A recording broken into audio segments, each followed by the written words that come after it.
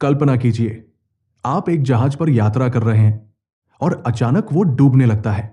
आपके पास बचने का बस एक ही मौका है। या तो आप अकेले लाइफ बोट में कूदकर अपनी जान बचा सकते हैं, या फिर किसी और को बचाकर खुद को खतरे में डाल सकते हैं। आप क्या करेंगे?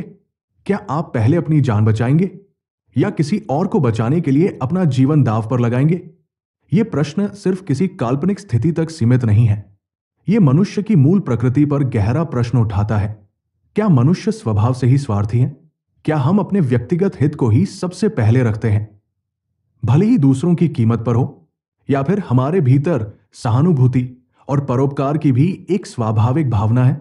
यह प्रश्न सदियों से दार्शनिकों, लेखकों और विचारकों के बीच बहस का विषय रहा है। कुछ मानते हैं कि स्वार्थ मनुष्य की स्वाभाविक प्रवृत्ति है, यानी हम जन्मजात स्वार्थी हैं।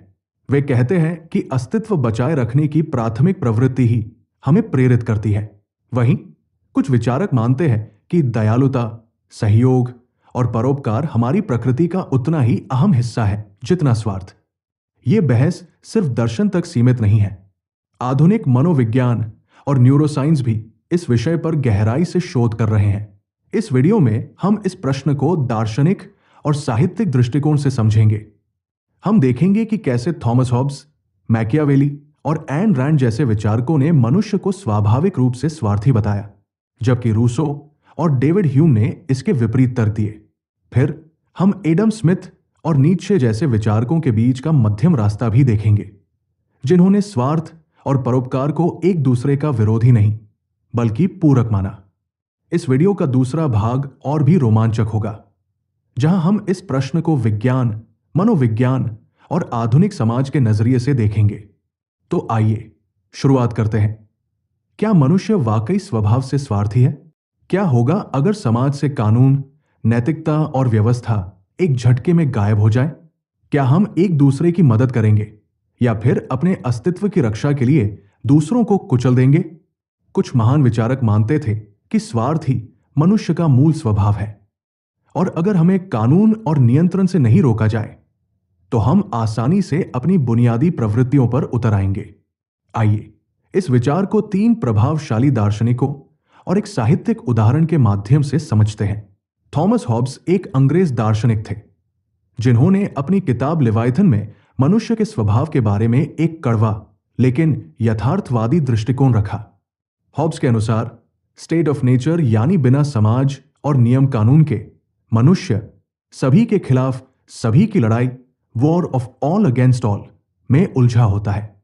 हॉब्स के अनुसार मनुष्य शक्ति, संपत्ति और सुरक्षा के लिए लड़ता है। उनका मानना था कि मनुष्य स्वभाव से ही स्वार्थी, लालची और हिंसक है।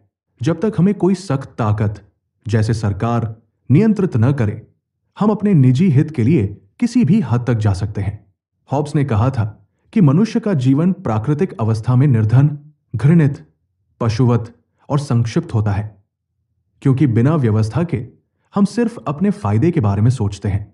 अब बढ़ते हैं निकोलो मैकियावेली की ओर, जिनका राजनीतिक दर्शन भी मनुष्य के स्वार्थ पर टिका था। उनकी प्रसिद्ध रचना द प्रिंस में वे बताते हैं कि सत्ता प्राप्त करने और बनाए रखने के लिए धोखा, छल और निर्ममता जरूरी है। मैकियावेली के अनुसार अच्छा शासक वह है जो भेड़िया और लोमड़ी दोनों का गुण रखता है। उनका मानना था कि नेता को नैतिक या दयालु होने की जरूरत नहीं है, बल्कि उसे व्यवहारिक और स्वार्थी होना चाहिए।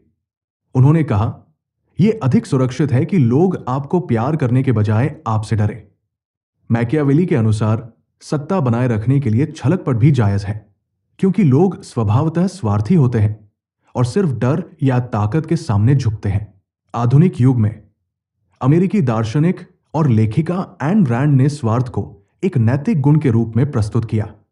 उनकी किताब द वर्च्यू ऑफ सेल्फिशनेस में उन्होंने तर्क दिया कि तर्कसंगत स्वार्थ अर्थात रैशनल ईगोइज्म नैतिक रूप से सही है।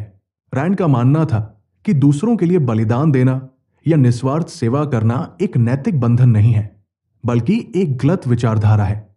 उनके अनुसार समाज तभी आगे बढ़ता है जब हर व्यक्ति अपनी क्षमता का पूरा उपयोग करता है। स्वार्थ का अर्थ यह नहीं है कि आप दूसरों का शोषण करें, बल्कि यह कि आप अपने जीवन को सर्वोपरि माने। उन्होंने कहा कि व्यक्तिगत सफलता और खुशी ही जीवन का उद्देश्य होना चाहिए, न कि दूसरों की सेवा में स्वयं को मिटा देना। अब आइए दर्शन से साहित्य की ओर चलते हैं। विलियम गोल्डिंग का प्रसिद्ध उपन्यास लॉर्ड ऑफ द फ्लाइज मनुष्य के स्वार्थ और क्रूरता को दर्शाता है। कहानी में कुछ किशोर लड़के एक निर्जन द्वीप पर फंस जाते हैं। शुरुआत में वे मिलजुल कर काम करते हैं, लेकिन धीरे धीरे वे स्वार्थी, हिंसक और पशुवत हो जाते हैं। जैसे ही उनकी नैतिकता और सामाजिक व्यवस्था टूटती है, वे एक दूसरे के खून के प्यासे हो जाते हैं। ये उपन्यास हॉब्स के विचारों को साकार करता है। बिना सामाजिक व्यवस्था के मनुष्य क्रूर और स्वार्थी हो जाता है, और ये उपन्यास दिखाता है कि बच्चे भी जब नियमों से मुक्त होते हैं तो अपने स्वार्थ के लिए हिंसक हो जाते हैं। इस भाग में हमने सीखा कि स्वार्थ मनुष्य की गहरी जड़ें हैं, चाहे वो सत्ता का खेल हो, व्यक्तिगत हित हो या समाज के टूटने पर हिंसक व्यवहार। ये विचारक और साहित्यिक रचनाएं मानते हैं कि स्वार्थ मानव स्वभाव का एक अनिवार्य हिस्सा है। लेकिन क्या यह पूरी सच्चाई है?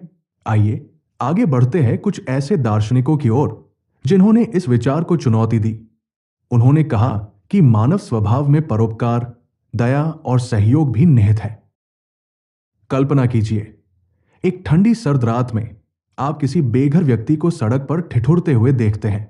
क्या आपका पहला ख्याल यह होगा कि आप उसकी मदद करें या फिर उसे नजरअंदाज करके अपने रास्ते चले जाएं? ज्यादातर लोग कहेंगे कि उनके भीतर सहानुभूति की भावना जाग उठती है, और यही मनुष्य के स्वभाव की खूबसूरती है। जीन जाक रूसो का मानना था कि मनुष्य मूल रूप से स्वार्थी नहीं, बल्कि दयालु और सहानुभूति से भरपूर होता है। उनकी प्रसिद्ध रचना Discourse on the Origin of Inequality में उन्होंने लिखा कि प्राकृतिक अवस्था में मनुष्य मासूम, दयालु और स्वतंत्र होता है। रूसो के अनुसार जब मनुष्य प्रकृति के करीब था, तब वो ज्यादा दयालु और सहयोगी था। लेकिन जैसे जैसे समाज विकसित हुआ, स्वार्थ, प्रतिस्पर्धा और लोभ ने उसे भ्रष्ट कर दिया। उनका प्रसिद्ध कथन था, man is born free and everywhere he is in chains. Rousseau ने तर्क दिया कि आधुनिक समाज और संपत्ति का लालच ही मानव स्वार्थ को बढ़ाता है, जबकि मूल रूप से हम सभी के भीतर सहानुभूति और करुणा का भाव निहित है।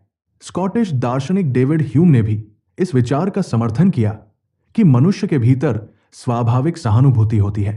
अपनी पुस्तक अ ट्रीटिस ऑफ ह्यूमन नेचर में उन्होंने कहा कि हम दूसरों की पीड़ा देखकर स्वाभाविक रूप से द्रवित हो जाते हैं। सहानुभूति नैतिकता का आधार है, न कि स्वार्थ का। ह्यूम का मानना था कि जब हम किसी को दुखी या पीड़ित देखते हैं तो हमें दुख होता है, भले ही हमें उस व्यक्ति से कोई निजी लाभ न हो। उन्होंने लिखा, सहानुभूति हमारे नैतिक निर्णय का स्रोत है। हम दूसरों के सुख दुख को महसूस करते हैं। उनके अनुसार नैतिकता केवल तर्क का परिणाम नहीं है, बल्कि हमारे भीतर सहज रूप से मौजूद सहानुभूति ही हमें दयालु बनाती है। अब दर्शन से साहित्य की ओर चलते हैं। चार्ल्स डिकेंस का प्रसिद्ध उपन्यास एक क्रिसमस कैरोल इस विचार को दर्शाता है कि मनुष्य स्वाभाविक रूप से स्वार्थी नहीं है, बल्कि सही परिस्थितियों में उसके भीतर का परोपकारी भाव जाग उठता है। कहानी में मुख्य पात्र एबेनेजर स्क्रूज एक कंजूस और स्वार्थी व्यक्ति है, लेकिन जब वो तीन आत्माओं भूतकाल, वर्तमान और भविष्य से मिलता है तो उसे अपने स्वार्थ और निर्दयता का एहसास होता है। अंततः वो एक दयालु और उदार व्यक्ति में बदल जाता है और दूसरों की मदद करने में खुशी महसूस करता है। ये कहानी हमें ये संदेश देती है कि स्वार्थ मनुष्य का स्थायी स्वभाव नहीं है, वो बदल सकता है और सहानुभूति को अपना सकता है। इसी प्रकार हार्पर ली के उपन्यास टू किल अ मॉकिंग बर्ड में वकील एटिकस फिंच निस्वार्थता और न्याय का प्रतीक है। जब एक अश्वेत व्यक्ति टॉम रॉबिन्सन पर गलत आरोप लगाया जाता है तो एटिकस पूरी ईमानदारी से उसका बचाव करते हैं, भले ही इससे उनके परिवार की जान को खतरा हो। एटिकस का यह साहसिक कदम दर्शाता है कि नैतिकता और निस्वार्थता मनुष्य के स्वभाव का अभिन्न हिस्सा है और मनुष्य में स्वार्थ के साथ साथ परोपकार की शक्ति भी होती है। अब तक हमने मनुष्य के स्वभाव के दो विरोधी पक्ष देखे। एक तरफ हॉब्स, मैकियावेली और एन रैंड जैसे विचारक, जिन्होंने कहा कि स्वार्थ ही मनुष्य के प्रवृत्ति का मूल है। दूसरी ओर रूसो और ह्यूम जैसे दार्शनिक थे, जिन्होंने ये तर्क दिया कि सहानुभूति और परोपकार मनुष्य की स्वाभाविक प्रवृत्ति है। लेकिन क्या यह बहस सिर्फ काले और सफेद में बंटी हुई है? क्या यह संभव नहीं कि स्वार्थ और परोपकार दोनों ही मानव स्वभाव का हिस्सा है? कुछ महान दार्शनिकों ने इस दिशा में सोचा और कहा कि स्वार्थ हमेशा बुरा नहीं होता, यह सामाजिक भलाई का माध्यम भी बन सकता है। आइए इस संतुलित दृष्टिकोण को दो प्रमुख दार्शनिकों और एक साहित्यिक उदाहरण के जरिए समझते हैं। एडम स्मिथ, जिन्हें आधुनिक अर्थशास्त्र का जनक माना जाता है, ने अपनी प्रसिद्ध रचना द वेल्थ ऑफ नेशंस में यह तर्क दिया कि सेल्फ इंटरेस्ट और सेल्फिशनेस में अंतर है। स्मिथ का मानना था कि जब लोग अपने व्यक्तिगत हित के लिए काम करते हैं तो अनजाने में वे समाज की भलाई में भी योगदान करते हैं। उनकी प्रसिद्ध अवधारणा इनविजिबल हैंड बताती है कि जब व्यापारी मुनाफा कमाने के लिए काम करता है तो वो सिर्फ अपने लिए नहीं बल्कि समाज की समृद्धि में भी योगदान देता है। उदाहरण के लिए, कोई किसान अपने स्वार्थ में फसल उगाता है लेकिन इससे समाज को भोजन मिलता है। स्मिथ ने यह नहीं कहा कि लोग पूरी तरह निस्वार्थ हैं, बल्कि उनका तर्क था कि स्वहित समाज के लिए विनाशकारी नहीं बल्कि लाभकारी भी हो सकता है। इसी प्रकार फ्रेडरिक नीत्शे स्वार्थ और शक्ति की इच्छा के बारे में एक अलग दृष्टिकोण रखते थे। नीत्शे ने कहा कि मनुष्य के भीतर एक मूल प्रवृत्ति होती है, विल टू पावर, यानी स्वयं को श्रेष्ठ बनाने की आकांक्षा। उनके अनुसार यह शक्ति की आकांक्षा सिर्फ स्वार्थ नहीं है बल्कि सृजनात्मक ऊर्जा का स्रोत भी है। जब कोई व्यक्ति अपनी शक्ति का विस्तार करता है, चाहे वो कला में हो, ज्ञान में हो या नैतिकता में, तो यह समाज के लिए भी उपयोगी हो सकता है। नीत्शे के अनुसार स्वार्थ कोई साधारण बुराई नहीं है, यह व्यक्ति के अस्तित्व और विकास के लिए आवश्यक है। उन्होंने यह भी कहा कि सच्चा परोपकार तभी संभव है जब व्यक्ति पहले स्वयं को मजबूत बनाए, यानी सेल्फ एम्पावरमेंट और स्वार्थ अंततः समाज के लिए भी लाभदायक हो सकते हैं। रूसी लेखक फ्योदोर दोस्तोयेव्स्की के उपन्यास नोट्स फ्रॉम अंडरग्राउंड में स्वार्थ और स्वतंत्रता की जटिलता को गहराई से दर्शाया गया है। कहानी का नायक एक आत्मकेंद्रित और असामाजिक व्यक्ति है जो समाज की नैतिकता और नियमों को ठुकरा देता है। वो जानबूझकर आत्मविनाशकारी फैसले लेता है, सिर्फ ये साबित करने के लिए कि वो स्वतंत्र है। ये उपन्यास दर्शाता है कि कभी कभी मनुष्य जानबूझकर स्वार्थी व्यवहार करता है ताकि वो अपनी स्वतंत्रता और व्यक्तित्व को बनाए रख सके। ये विरोधाभास दर्शाता है कि स्वार्थ हमेशा लालच या क्रूरता नहीं होता, ये कभी कभी व्यक्ति की स्वतंत्रता की रक्षा का माध्यम भी हो सकता है। तो हमने इस प्रश्न को कई महान दार्शनिकों और साहित्यिक कृतियों के जरिए परखा। क्या मनुष्य स्वाभाविक रूप से स्वार्थी है या परोपकारी, या फिर इन दोनों के बीच कोई जटिल संतुलन है? इस प्रश्न का जवाब आसान नहीं है और शायद यही मनुष्य होने का सबसे दिलचस्प पहलू है। क्या दर्शन के तर्क वैज्ञानिक प्रमाणों से मेल खाते हैं? आधुनिक मनोविज्ञान, न्यूरोसाइंस और व्यवहारिक शोध क्या कहते हैं? क्या मानव मस्तिष्क स्वार्थ के लिए वायर्ड है, या फिर सहानुभूति और सहयोग भी हमारी जैविक प्रवृत्ति का हिस्सा है? इन प्रश्नों का जवाब जानने के लिए देखें इस श्रृंखला का दूसरा भाग। कमेंट में हमें बताइए आपको क्या लगता है, क्या मनुष्य मूल रूप से स्वार्थी है या परोपकारी? वीडियो को लाइक करें, चैनल को सब्सक्राइब करें और अगला भाग देखने के लिए नोटिफिकेशन ऑन करें।